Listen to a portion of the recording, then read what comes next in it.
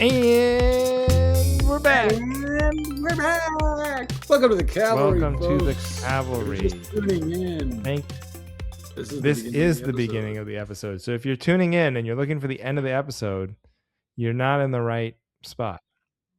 Yeah, you're gonna want to hit skip ahead a few times. It's great to see you, Johnny. What are you drinking there? What do you got today? Let's give him a shout out. My favorite Corona Sunbrew.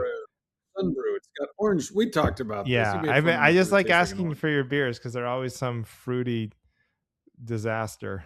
Oh, good. It was either this or Cayman Jack's margarita in a can. Oh, wait. You were going to fish. Cool shirt. Thanks. It's a fish shirt if you're just listening. It says fish. And it says Fish Summer Tour 2026. Yeah, wow. What was the average age, would you say, at the Fish concert? Kind of curious. Ooh, that's a good question. Were you on the younger side or the older side? My age. You know what? I guess I would, at the average, I would say my age, but it went up and it went down. I guess it went up more often than down. I will say that. But there were some young people there. So they're still getting the kids in Fish. They're still getting the kids in. Yep. That's a lot of longevity. And their whole thing is like, see, I don't know anything about music, but Fish is like they're just a jam band, right? So I don't like how you said just in that sentence. Well, they are an extremely talented. They have mastered the art of being. Yes, they are a jam band. In that, like, every set is different. So they're like a crowd work comic. You could say that, or they just have a monster catalog. They do a lot of cover. Well, they don't do a lot, but they'll do like 2 or 3 covers per show. Yeah, but like that's why people tour around the country to see them, because every show's unique. Now, so like that seems genius because like Fish doesn't have like a ton of top 40 hits that I can think of. No, they have bypassed mainstream. They've got their own other bands. It's like those comics that sell out on the road. You've never heard of them. It's like, well, they don't need it's us. Like this they've created like this like experience thing that you know what I mean? So they've convinced people like, no, you have to see us every night because you don't know what it's gonna be like the next night, and it's always different. It's like you think more bands would learn from that. You would think, but it is. But it's probably hard to do. It's probably hard to do. That's the answer. The Sphere, they did 9 unique shows. Yeah. No overlap. And each show was, 4, 3.5, 3:45. Do the songs kind of sound the same? Like, I mean, if you've never been, if you're not a Fish fan, you would think so. But if you know the catalog and you know Fish, no. Oh, whoa! I'm pushing some buttons here. I'm gonna back off. I'm gonna. No, I'm answering because I went with my buddy Connor came, and I was like self-conscious. I was like, is this good for a first? He's familiar with Fish. He's not huge. He wasn't a huge fan. Yeah. He knows, the hits like from Farmhouse or whatever from when they came out, but he liked them. I mean, it seems like it'd be a great time because you never meet Fish people like who are like angry. It doesn't seem like there's going to be a lot of fights or, That's what's crazy. Like you go to concert, you think there could be a lot of hostility at concert. We got there the show says, doors open at 5:30, shows at 7. And I thought they were going to go on at 7 because at the Sphere, when it says show starts, that's when it started because it had to. So I just thought that's what would be. So we get there at 7 into the floor pit and we just walk up to the front. I mean, we were probably 5th row and we walked into the place at 7:00. They went on at 7:30. We were like 5th. I've never been that close for a Fish show in my life. It was awesome. But yeah, there's no. It's all love. It's all love, baby. It's all good. Dream of the 70s is alive. Yeah. You know what's funny though? Like me and my buddy Ben that kind of got me into them in high school is we always joke like they're a jam band. You kind of have to be in the mood for it. Like I was looking at their set lists for they were playing Deer Creek in Uh-huh. Indiana. They played a song for 38 minutes. They'll play these 4-hour concerts, but then you look at the set list and it's like, oh, 17 Yeah. songs. Dude, 38. That's That's crazy. crazy. I mean, there were a few 25-minute songs in the 2 nights that we were there, That is nuts, but dude. 38 But is yeah, wild. now I'm like really obsessed with this idea of like there is such a that's the problem with stand up, you know? And why like that's why everyone like shits on crowd work, but it is like such a solution to so many problems. If you could get really good at crowd work, like the way they are very good at like being a jam band, Yeah. it just like solves all your problems. Like, you know, it's a different show every night. People feel like they have to come Yeah. see it again. They get a cool experience. Yep. People love it. Like that's the thing. People online hate on it, and it's like not the true artistic expression of stand up or whatever. And I don't think it's funny the next day, you know, the way some people online love Right. it. To me, it doesn't do anything. But when you're in the But room, like people in the room think it's like if you do a it's like show, magic. if you did your best 60 minutes of stand up you've ever over your entire 60-year career, how long have you been doing stand up? And but there was a moment in the show where like a guy fell out of his chair and you dealt with it in a funny way, all the compliments after the show would be about you handled that so well. I couldn't believe you were so quick on your feet. Like people are blown away by that more than any written joke.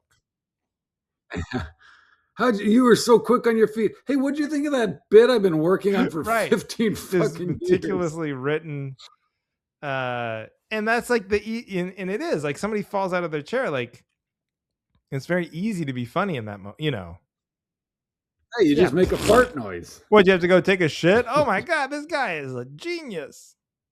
Hey, I'm a little worried about this guy. Is he having a stroke? What, do you have to take a dump? The paramedics are there pounding on his chest.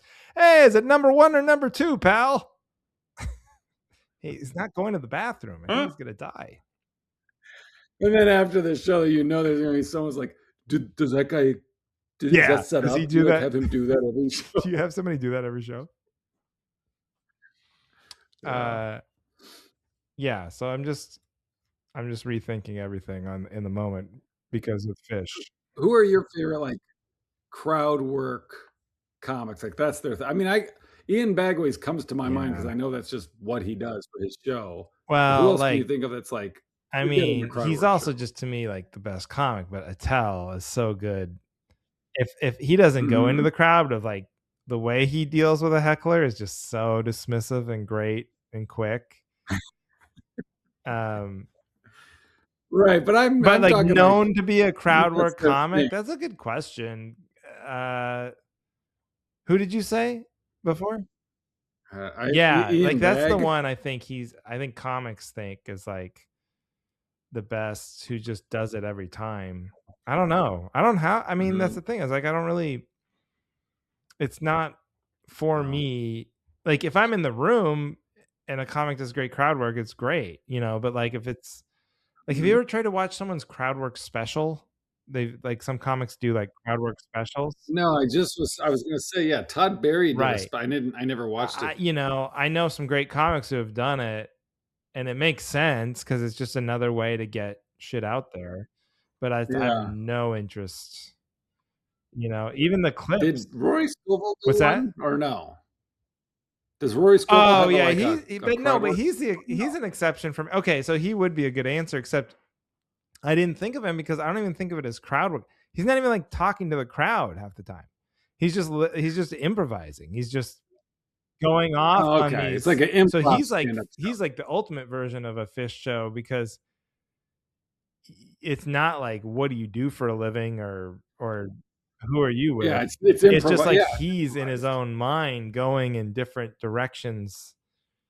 It's like What special is that? It's the one where it's combined with a documentary, and it's in Atlanta, and it's at the theater there that was like basically the guy was like squatting. The guy ran the theater. He's like not even supposed to be there. Yeah. I forget what it's called, but it's like a cool. Scott Moran is this guy I knew from Seattle. He directed it, and it's like a cool story about the theater interwoven with him. And he does like, I don't know if it's 4 or 7 shows, all improvised, and they filmed all of them and put it together into one. That's not the Roy Scovel tries stand-up for the first time, is it? That might be. Or is that it? No, I can't remember the title, but yeah, if that's maybe the Relapse Theater. Anyway, it doesn't matter. And it's amazing because there isn't a lot of. He's not talking to the crowd really, so he's not even like bouncing off of. Yeah, he's just riffing on himself. And just coming out and talking about what he's wearing, or you gotta be pretty fucking comfortable on stage. It's just all stream of consciousness, and you just have to be so sure that you're gonna get somewhere funny. It's funny because like you ever go to a gig and you're just like, oh, I don't want to prepare. You know what? It'll come out when I'm up there. Yeah. And you have this like, you lie to yourself and tell you that that's what's going to happen. And then you're like, they're waiting for all the time. And like every time I open a show, I struggle with like, how am I going to open the show? Every show. And I always think like, just let the room be weird. Let somebody be wearing a wizard hat, or like, let one of the lights fall and hit a waiter or something. Like just give me something. Let there be a news event, or just give me something to start with. Say, what are you going to just so I can jump in with a joke and not have to just open with material. You know what I mean? Because I just have never gotten like that great opening line. It's always eluded me my whole life. That should be our goal for this episode. Come up with the opening line. Hey, welcome. That's something. Welcome. What about? Hey, I know what you're thinking. Did so and so butt fuck so and so, and you come up with 2 people that people say you look like? Yeah. So and so. I'm always impressed. Is that the standard version of that? Did so and so butt fuck so and so? Because that doesn't create a new person. You typically. I think it's like. Did Pee Wee Herman butt fuck Tom Cruise? And putting butt fuck in there when butt fuck has never been a part of that standard equation. Crossed with sometimes. Yeah. Johnny Bravo crossed with Brawny paper towel. That would be a funny one of those to just be like totally. I know what you're thinking. Hey, is this guy Tom Cruise crossed with Jacob Elordi or Brad Pitt? Did Brad Pitt and Tom Cruise have a baby and get really funny? Everyone's like, no, that's not what we're thinking. What the fuck? I know what you're thinking. I know what you're thinking. Wow. You're thinking, wow, how does he fit such a huge dick? I know what you're thinking. Does that handsome comedian have a giant dick? Well, no. That's a good opening line. I know what you're thinking. Does that super handsome comedian have a really fast car and a giant penis? Hey, let me just address the elephant in the room. Yeah, it is big. It is big and it is fast. That's right. That's not bad. All right. That's what this podcast is for. Is that what is this podcast for? I don't know. I think it's for Kyle, like when he's mowing the lawn.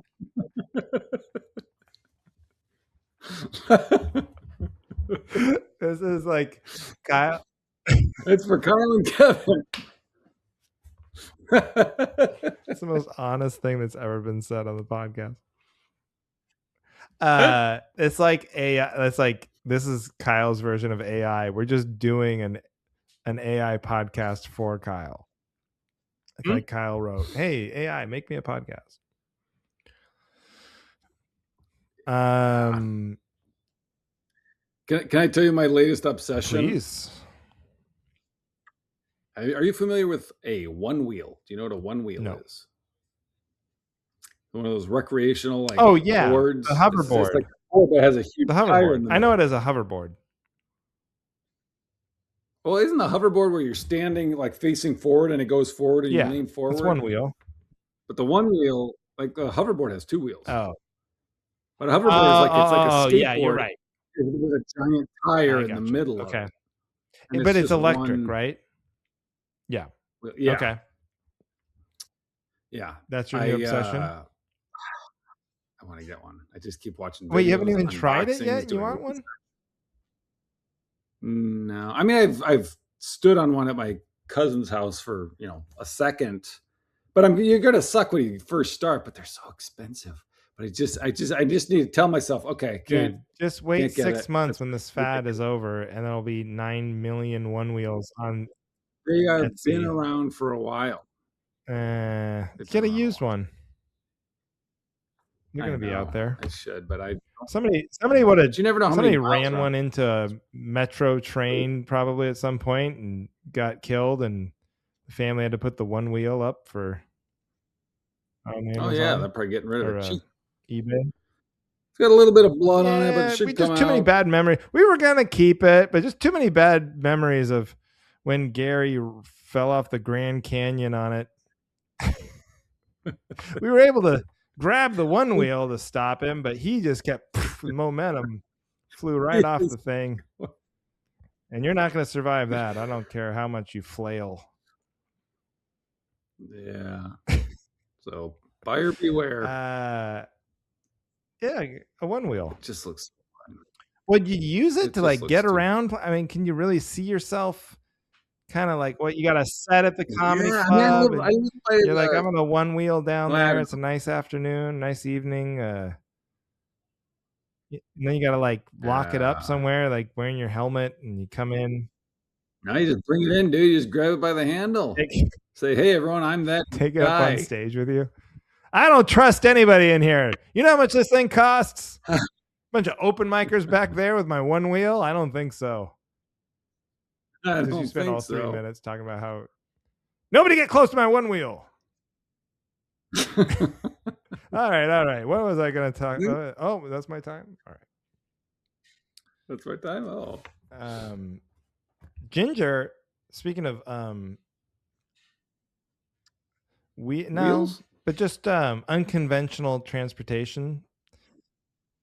Sure, yeah. She got it in her head she wanted a pogo stick. You ever had a pogo stick? Yeah, my so because I was thinking no modern kid is pogo sticking. It was given to us. It was given to them as a gift. I forget who, and it sat in our garage for probably over a year before anyone tried it. They figured it out, used it for, I don't know, maybe a day and a half, and it's in our garage. She really wanted one. She had it in her head. She's like, I want a pogo stick. I think she heard it on one of these stories that she was listening to, like old timey, I just assumed she'd been watching. Yeah, well, it was a bunny story, and then the bunny got a pogo. I don't know why the bunny needed a pogo stick, but whatever. And I was like, so I looked on Amazon. They're like for a real one, it's like $40. I was like, well, we can't just buy you a pogo stick, but I was like, this is our chance to do a little money, right? So I was like, you can save up, and so I was letting her do chores for $1. We talked about that. So she had $13, right? And we were driving around there, having all these yard sales in the neighborhood. So I see a pogo stick at the yard sale. So it's like, oh, Ginger, we might not have to get the 40. This is going to be a lesson for you. Let's see what they're willing to go. It's 25. They wanted $25 for the pogo stick. Was it a good one? I don't know. There was no Kelly Blue Book. How many miles did it have on it? How many jumps on it? It's over. How many boings? What's the boing count on that? Boing. Once you get over 100,000 boings, you got to really be careful. You got to replace the spring. Oh, is that a Johansson? Yeah. Once you get over 100,000 boings, you got to you're better off junking it. Yeah. How much money are you going to sink into your pogo stick? It's 100,000 boings. So did you guys get it? They wanted 25 for it. So and Ginger really wanted it, but I was like, hey, you only have $13, so go make an offer. You'll be shocked to hear this, but they were willing to let go of the pogo stick for $13. So now we have a pogo stick, and she, she's not big enough. She's not heavy enough to make it boing, really. So she can't. Yeah. I have to like kind of push her up and down on it, which is a great workout for me, by the way. It's like a lot of triceps. Yeah. But then she brought it over in the neighborhood. These kids were going crazy. Everybody wants it. It was amazing. All the other kids were like, I want a pogo stick for my birthday. She's like a little toy influencer. I was like, we should be getting some money from the pogo stick. Well, what you should do is be like, all right, $1 for 5 minutes. Well, yeah, rent the pogos. That sounds dirty. But yeah. So anyway, pogo. But then the neighbor asked a question. She was like, do people like, is it just for fun, or do people like pogo stick places? Like, do you like rollerblading or something? It's like, hey, I'm gonna pogo stick down to the ice cream parlor, or is it just I'm gonna pogo stick to the grocery store and get some eggs? Hey, can you pick up my medicine, the pharmacy? Sure. Boing, boing, my pills. They're all over the road. I don't think after trying it, there's no way people are pogo sticking places. It's got to be just. Yeah, I think if you go past the end of your driveway, it's pretty tiring. Yeah. But there you go. Pogo sticks. Pogo sticks. I have a update on a previous topic. Oh yes. Ginger and Heidi was in New York, so it was me and Ginger for like 5 days. So we did a bunch of fun stuff, but we went and saw Monsters and Minions. The new Minions movie. How's that? This is my point. It was fantastic. I mean, it's like stupid, but like when you're taking your kid to a movie, that's what I was talking about. That's a 5-star home run 5-year-old kid movie. Okay. Yeah. You're contrasting that with Soul or this sheep. I can't get the sheep detectives out of my head, but like you're saying that was like basically an adult movie yes. It was to me. It was like some guy. He had a great murder mystery story, and it was all this what happens after you die, kind of high concept spirituality, kind of like critiquing religion, and he couldn't get it made. So he's like, I'll put some talking sheep in it. Make it like a kid movie. And then he is a cloak and dagger move. Or, I don't know if that's the right phrase. But anyway, so this Monsters and Minions, it's just nonsense. It's just, I mean, the opening bit, the big giant gets a Lego shoved up his ass and he falls down a hill. It's like, there you go. That's hilarious. I mean, it's just non-stop kid laughs the entire way. And I can like check my. We were like the only 2 people in the theater, so I was like, I can check my phone and zone out, take a nap for a while. I come back, it's still. I'm not missing anything. You know, it's still funny. They're just talking gibberish the whole time. They're not even talking English. They just speak that weird language. So 5 stars. They should have an Oscar category for actual. For what I'm talking about, we need like because they have an best animated film. This is my topic. Okay, I needed a topic. Yes, there it is. I already have a great Oscars Oscars topic where there should be a defending champion. But this is my new Oscars topic. I agree with. We need a kid category, not animated. Like the movie that wins best animated film every year is like, you know, some puppet show from Romania or some shit.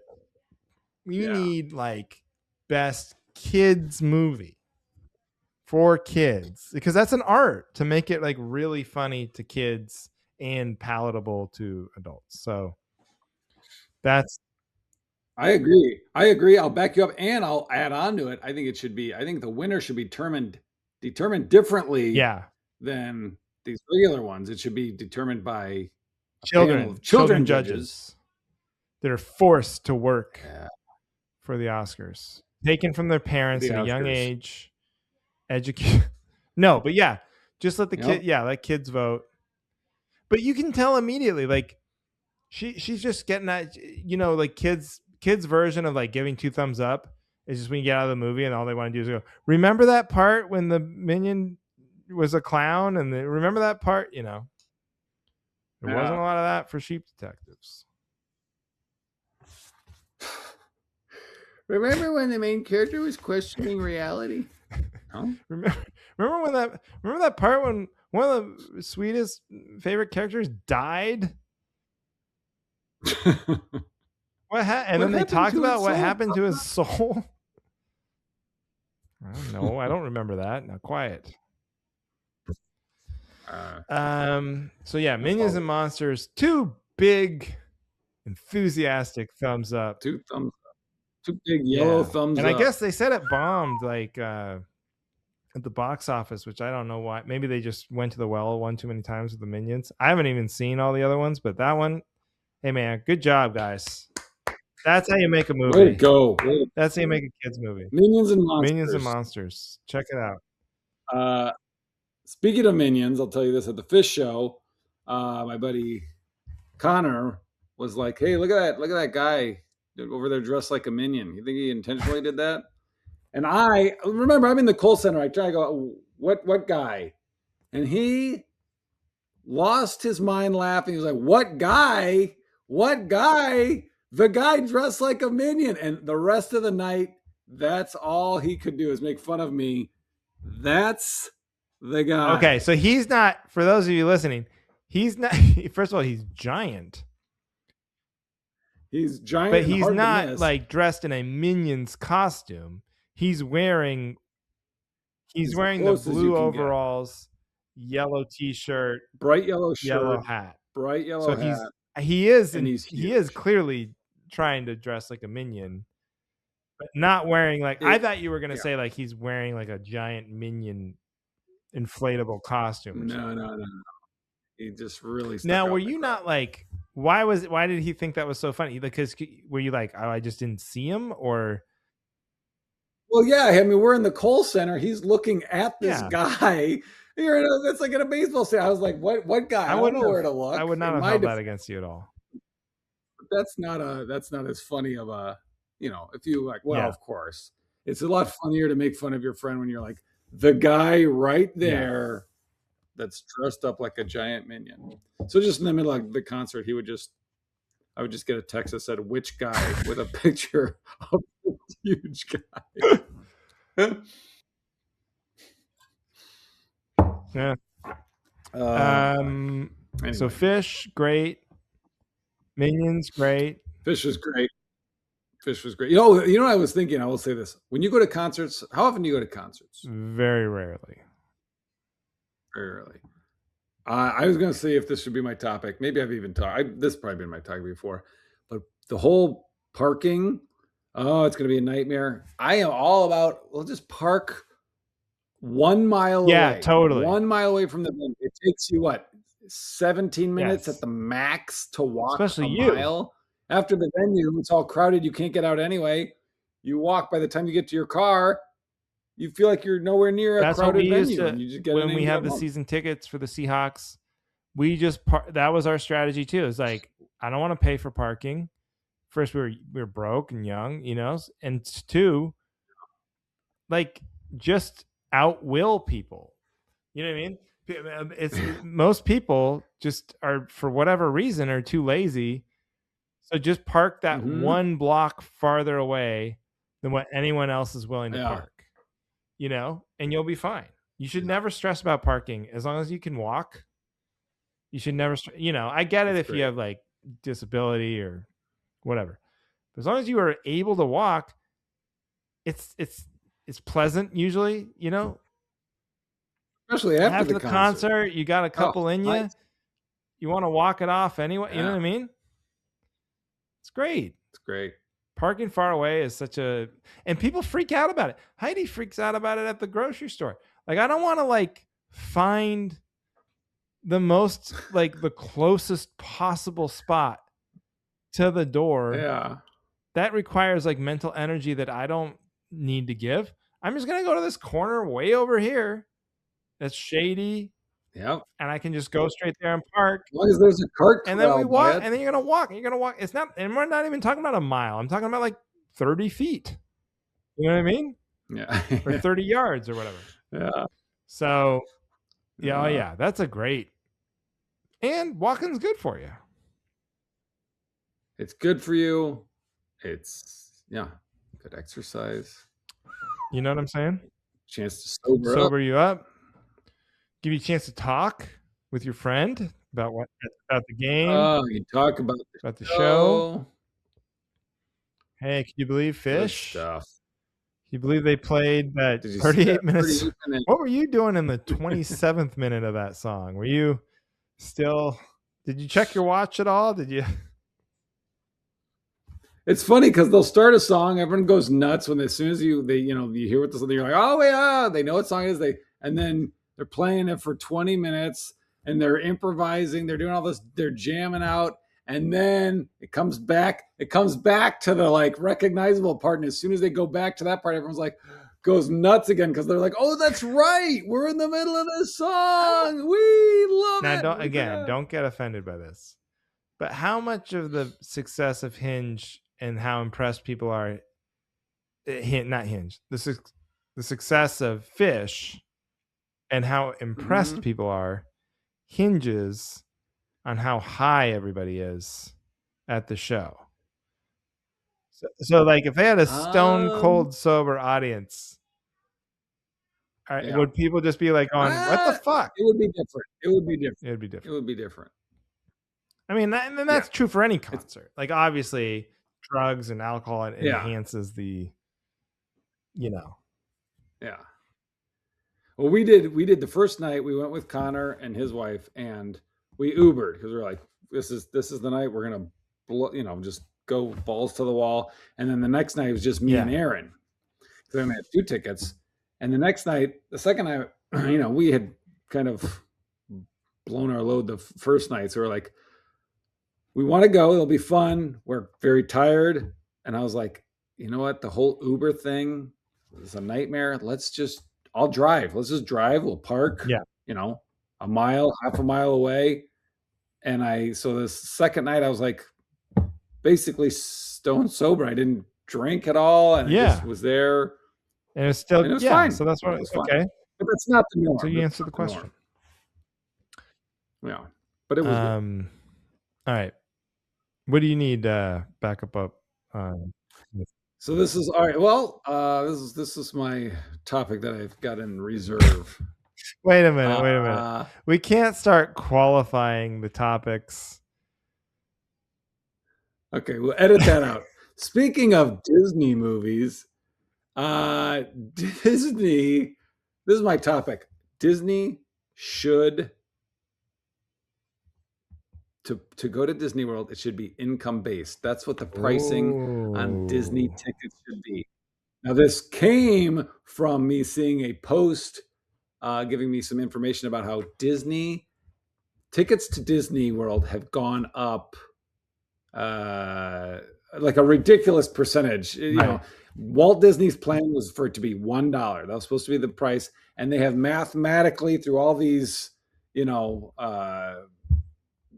smart people figured out the exact breaking point of how to get the most money out of you with the speed pass It's not even speed. There's a speed pass, and then there's the one beyond the speed pass. So you can be like, well, I'm going to try to save money. And it's so miserable because everyone is constantly cutting you that no one would just do that. You are forced to get a Yeah, fast yeah, pass yeah, or an yeah. ultra pass. I mean, I know that I'm scared to ever take Ginger to these Disney parks because of the stuff you read and hear. And like, I know if I did it though, I would just, then we're going all in. I'm paying for all that because I'm not Yeah, gonna go and have a shitty that's time, what we did. Yeah. I like the income base. Now, this is an interesting thought experiment though, because like if you're Disney, you have like kind of two problems, right? If you made, let's say you made the ticket prices $1, they would have to like limit how many people come in the park. Like part of what keeps the place from just being over capacity is the prices, right? So they're trying to price it because you're talking about like lines. Think how bad the lines would be if the ticket price was $1 or whatever. Sure. Well, it doesn't have to be $1, but maybe 75. What does it cost now? Like, that's probably like 250. I don't even God. remember. I mean, but I do remember, like, I'm glad we went. It's done. Aaron occasionally is like, oh, do we want to do it again? Yeah. I don't. We did it. We checked it off. It was very stressful. It was setting alarms at midnight, setting alarms at 7 a.m. to get in line online. And it's like you're trying to get the new Jordans. Yeah. We did it. It was stressful. Now it's behind us. It was fun looking back. And it was fun at the time, but it was also like, this is very far. You know what relaxing. I think you do? What the move is? Because Ginger doesn't even like rides. Like, like even for her, we went to this fair. It's like that's another thing we did. This like kind of very small scale fair, and they had like the bad carny rides. By the way, she went on this one. It was like this Finding Nemo knockoff. It had a seatbelt in it, and it didn't need a seat. I mean, it was just going like in a circle and going up and down, but not very high. But high enough where if she had fallen out of it, it could have been a nasty injury, Sure. But the seatbelt was comically broken. Like it was like for the one thing had a click, the other one it was like not the same style of seatbelt. They wouldn't have even fit together. And the one I was gonna plug it into, the bolt had just rusted out, and so it was just sitting there loose. But they left it in there. I'm like, Jesus Christ, you guys are not beating the accusations, you dirty carnies. Wow. What did you do? No, she went in by herself. I was like, I don't think you need it. I guess I just have like blind face and these amusement park records, and she was fine. Yeah. But I think the move, if you're gonna do like a Disney thing and your kid's young, instead of Disneyland or Disney World, because like half the rides they're not even gonna want to go on or be big enough. Correct, when they're young. Yeah. I think what you do is you go to like, and I hate to say this because I'm so sick of cruises, but like a Disney cruise or like one of those Disney resorts in like Hawaii or something where it's like everyone's like, oh, well, the Alani in Hawaii, like, oh, it's so expensive. Yeah, but like what you're saying, try going to Disney World. Like you're gonna be right. I don't know what your hotel is if you stayed at the park or something, I'm sure, but like for 4 tickets, you're talking about like $1,000 a day. I don't think the resort is $1,000 a night, I think that's the move over. I think you're right. And there are people that swear by the Disney cruise. And yet, like, because what do the little kids really want to do? They want to meet the characters, they want like, and they're gonna do all the bullshit, dress up, all that stuff. Yeah. Now, I think like I have nostalgia for Disneyland, and like it does make me sad that like I'm scared to go there, financially and crowds and stuff. Like I don't even want to deal with it because like I remember it as a kid. It was a lot of fun. But I think you want your kid to be like 12, 13 when they, because like then they can actually go on rides and enjoy it. Yeah, that was the thing, is like Edie and Duncan went on rides. Some they didn't want to go on. Some they were mad because we tricked them. Phoebe, like, wait, what did that involve? Tricking them onto the ride? Well, we didn't trick them. We didn't realize. I think we had to have talked about the Guardians of the Galaxy Oh, I ride. don't even. We get on that. We just thought it was like, oh, okay, this is like a ride, is a cool Yeah. Marvel ride. It'll be. That's one of the most intense rides I've ever been on. We're strapped in. All of a sudden, they start blasting some, movie music from the soundtrack that's like hardcore Yeah. metal, and we're just spinning as we're going down like loop to loops, and it's like all in the dark. Duncan is screaming his brain out, and I'm just like, oh my god! My heart went out because I was just I felt so bad for them. But they survive,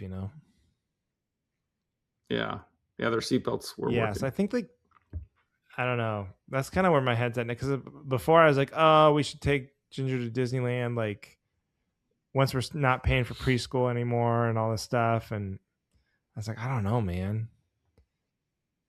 But also, don't you? I mean, don't you want to wait till older and then she'll remember it better?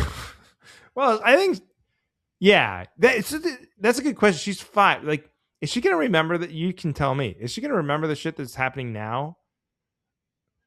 I'm starting to get annoyed, like, because she doesn't, like, we took her to an Alaska cruise when she was like 2. She doesn't remember any of it. I was like, yeah, that makes sense, But like, we're gonna go here in a few days. I was like, is she gonna remember it this time? It's gonna kind of make me mad if she doesn't remember. What's your oldest memory? That's a good question. I feel like I remember stuff from when I was 5. I think I remember. I definitely remember stuff from kindergarten. I have like a few sense memories of like preschool type stuff, and Yeah. Yeah, I feel like my preschool and memory, like and kindergarten, is like, I feel like it's just the memory. Yeah, of the yeah. memory. And then like I've been. You see a picture, enough, or they tell you really a story, or yeah. But like, I don't remember stuff great even now. Like, people like, what was your first time you did stand up? And like, I don't know. I don't remember. Yeah. Fuck you. Quit asking me questions. You asked. Quit bothering me. Leave me alone. I don't know. Disneyland is way smaller than Disney World. Is Disneyland? Does that same thing apply where people are like, this is outrageous? Yeah, I think the same shit's going on. From what I can tell, I would not ever mess with Disney World. That's so big and so beyond my. I don't even want to, and I don't need to, because I'm not trapped by Disney World. I have no nostalgia for it. I don't, you know what I mean? Yeah. The Disneyland thing there is some pull, at least. And I do like Star Wars, and I'd like to see like the little, for me, selfishly, I'd like to go. I mean, isn't that at both? I don't know. I suppose. Because I know it's a Disney World. Yeah. So there you go. But we're gonna have to hit it big. Because that would be great if you're just like super rich and you just throw money at the problem. You just buy every fast pass, and you're like, we'll just eat in the secret restaurants or sign up for the clubs or whatever that is. Get the rich dick pass. You can just go to Knott's Berry Farm. Is Knott's Berry Farm still going? I think so. That's still a thing, right? You've been to Knott's Berry Farm? We used to go there when I was a kid. When we go down to California, my mom, she loved all the parks, so we would like hit each one. We would go to like Universal Studios, Knott's Berry Farm, Disneyland. Yep. Okay. Knott's Berry Farm had definitely the brokest vibe. Like it felt very county fair, Yeah, I think that's where the kids went on field trip one time. That might have been one of the trips. Well, that used to be my joke, is it never worked because I don't think enough people know what it is, or it's just a bad joke. They're like, oh yeah, we can't afford Disney Plus. We have Knott's Berry Farm TV. and it's just a guy in the parking lot fighting with a flip-flop. Getting beat up by a flip-flop. But it never. Maybe it'll work. Maybe I should try it when I go back to California. I don't know. I mean, I think it's funny, but maybe if you said it didn't work, maybe you just have to tweak the wording of like just different options of Knott's Berry Farm. Yeah. something else plus or Yeah. Knott's Berry Farm Max. Yeah. What are all those stupid names? That's a bit I was working on today, is like how bad the AI names are. Like there's all these yeah, they're all like I was like, they all sound like henchmen. It's like Claude, Gemini, bring me Iron Man, What are other ones? There's only Claude, those are the only Gemini, two plus ChatGPT is bad. I mean, that's not a great name. It's a horrible name. It's amazing that it made it this far. But someone's going to come along and brand it right. That's the thing. They're getting all this back. Eventually, they're going to get smart and go to like a PR firm. It's like, why does everybody hate us? And they're going to say, like, because you have shitty names. You're telling everybody you're going to take their jobs. And like, you guys just, you don't know how to do this. You can dominate the world. You just have to lie to people a little bit. Yeah. What would be a good name? What would be a name that people get behind? I wrote it. Where's, but it's, you wrote well, I was working on it. I was working on good names, but I can't remember. It was something like, it's more like, homegrown, Mama Beaner's Natural Intelligence, homemade intelligence, yeah, artisanal AI, artisanal intelligence. You could keep the AI. Instead of artificial, people don't like artificial. Nobody likes artificial. That's a horrible word in advertising. Artificial sweetener? No, thank you. That's bad. Give me artisanal intelligence. That's how you get the yuppies on board. Organic. You know what I mean? It's not this hard. Organic intelligence. Homegrown computer. Good old-fashioned common sense. Which is what we're selling. You have to buy it. $80 a month. Be replaced. Good old-fashioned common sense. Subscription plan. Yeah. All right. Before we wrap it up, so I have this written out because we were talking and Aaron was like, "Oh, I think one thing I'm gonna need to ask you for one of the holidays is a new fleece, because that fleece you got me in a pocket." And I was like, "What fleece are you talking about?" She was like, "The fleece you got me." I was like, "Oh, the one that goes like down to your ankles?" And she was like, "No, that's a winter. That's a big winter jacket. My fleece." And I was like, "Oh, the thing with the tree on the back," because I got her, one of those, like, it's like a robe sweater. She's like, "No, that's a sweater, like a fleece." I'm like, "Well, what is a fleece?" And she's like, "Johnny, what are you talking? You have multiple fleeces." And I was just like, "I don't know why you're frustrated with me. I don't know what the fuck a fleece is. Do you?" This is like pressure now. I feel like before you started this, I would have told you, of course I know what a fleece is. But now to me, it's like a sweatshirt type thing, sized thing, with like a zipper, and but the fleece material, it's made of like the fleece material of like that kind of not waterproof. Like that looks like a wool, like a sheep. No. It's not. It's like finer than that. Like, it's not waterproof, but it also wouldn't get like soaked in the rain. You know what I mean? No. Do I have a fleece? I don't think I have a fleece. You might want to ask. I'm doing an image search on Google. Gemini. Fleece. Okay, so it's like a 3/4 pullover thing. Yeah, most of them have like a little zipper pull, but the material is fleece itself. Is its own kind of. It's like denim. It's its own material.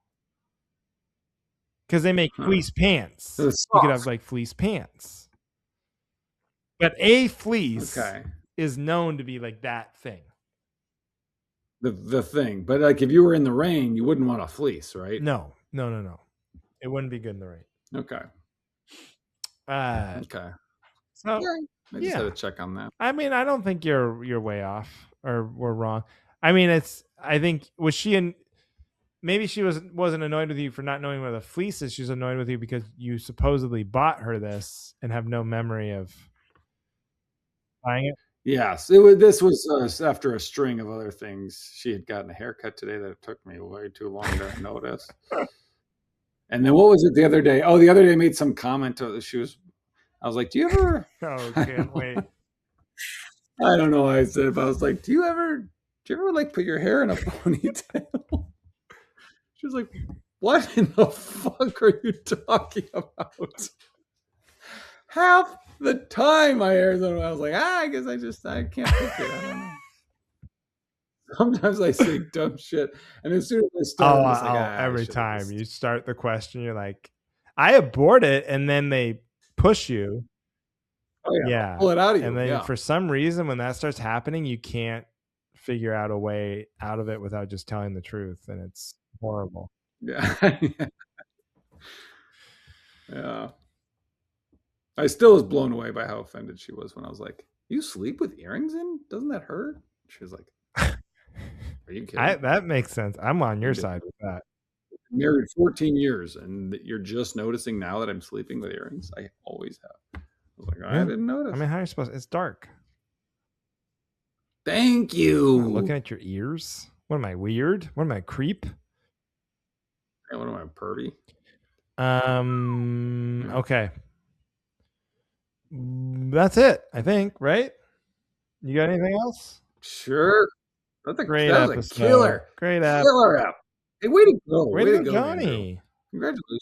Thank you. I don't know. I've been plugging the same thing over and over again, but I'm the Newport, Oregon, on the Oregon coast, Performing Arts Center, August 15th. Comedy in the Park in Portland, August 14th.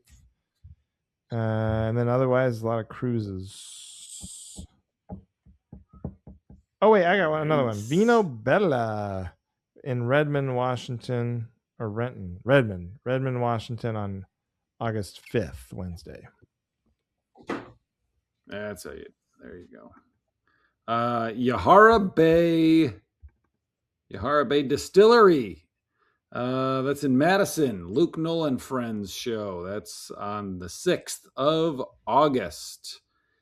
And then August 7th, I'll be seeing Counting Crows at the Hollywood Bowl. That sounds fun. You do go to a lot of concerts. I have the last couple of years. I've really you are going for it. It's always the same three bands, but you are. Yeah, it's either Ryan Adams, Counting Crows, yeah, Fish, Des Moines Funny Bone, August 21 through 22, and Dayton Funny Bone, 28 and 29. All right, that's it, everybody. Thank you for listening to The Cavalry. Leave effects overview.